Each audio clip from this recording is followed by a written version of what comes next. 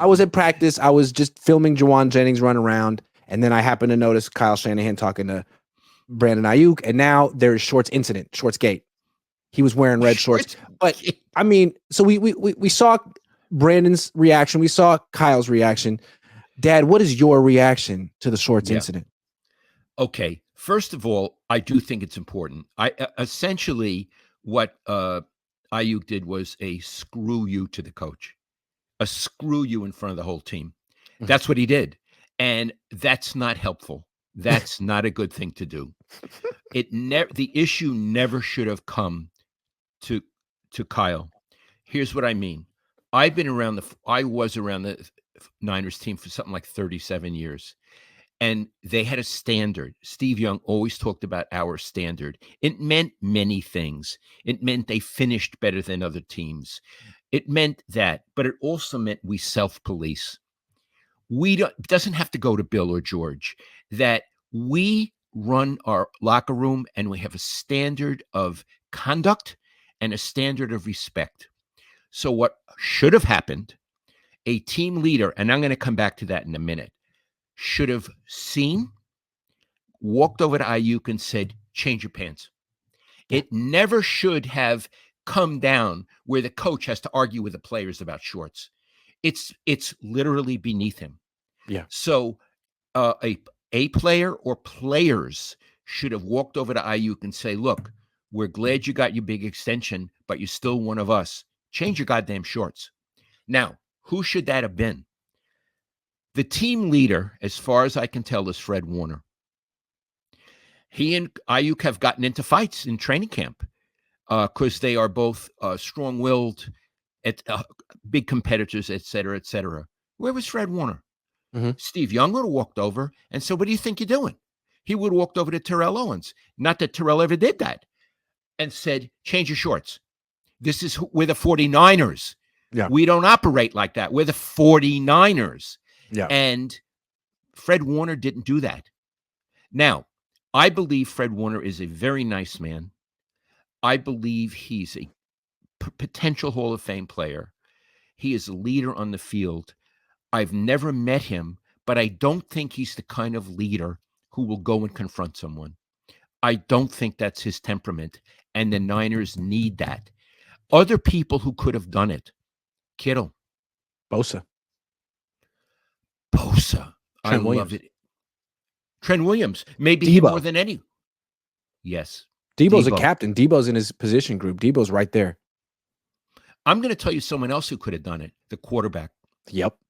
He could have asserted himself right then and there. You know, I love you, dude. I love throwing the ball to you. Change your shorts. Yeah. Quarterback. That old shucks personality needs to evolve into like the Steve Young personality. Absolutely. Yeah. And what I'm saying is, so I was disappointed as an observer in how Aiyuk acted. I was equally disappointed in how the 49ers didn't act. Yeah. If you want to be the best team, have the highest standards, have people who call you out and say, we are the 49ers. I want to tell you a story. Jimmy Lefevre, when I was younger, he was second baseman for the Dodgers, and he was Rookie of the Year. And then he became a coach for the Giants and for the A's. So I knew Jim very, very well. And I once asked him, what was Sandy Koufax like? And he said, you know, I was on the team with Sandy. I really didn't know him that well. He was a pitcher. I was a second baseman. But there was one incident. And apparently, when Lefevre was a rookie, had a bad game, made some errors, something like that. And he was sitting at his locker, despondent, head down after the game. Koufax, who has a reputation of being distant, sort of cerebral, came over and said, lift your effing face up. Lift your effing head up. We're the Dodgers. We don't do that. He came across the clubhouse and told them that. We're the Dodgers. We don't put our heads down. Koufax from Bensonhurst, Brooklyn, right next to Midwood. Well, Kittle or the others we named, the quarterback should have said, put your effing shorts off and get the effing shorts on. We're the 49ers. I So think what it's I'm interesting saying, about it is to me, like, by doing that, Ayuk set himself apart from the team, yep, uh, intentionally, yep. visually. Like, if you're wearing black, I'm wearing red, and I'm standing out because I'm not really one of you guys. I mean, this is the same guy who went on the Pivot this offseason, that podcast, and said that he could see himself playing for the Niners or the Steelers or the Commanders. And he was going on podcasts with the Commanders starting quarterback, Jaden Daniels, talking about how great he is. I He really distanced himself from the team intentionally. And I wonder how the team feels about him. The fact that they didn't go over and police him, they should have, but it Oh, feels like uh taking it away, like going away from blame, just looking at it, it looks like Ayuk isn't part of this team. He's he set himself aside and they're not bringing him back in. well, they paid him enough to be part of the team. Uh-huh. It's his job to reorient with the team. Yep. It's his job to wear black shorts on a black shorts day. I'm not in this locker room. I don't know it, but I'll tell you, I have a hypothesis. My guess, he's one of the least liked players on that team. Seems like it. Yep. Seems like it. I mean, Yep. everyone's really happy about Jawan Jennings. Everyone seems to like him. Everyone seems to like Debo. It Yeah. seems like Ayuk is the one with the grievances. He's so gifted. Yeah. He's so rich. He's a sourpuss. Yeah.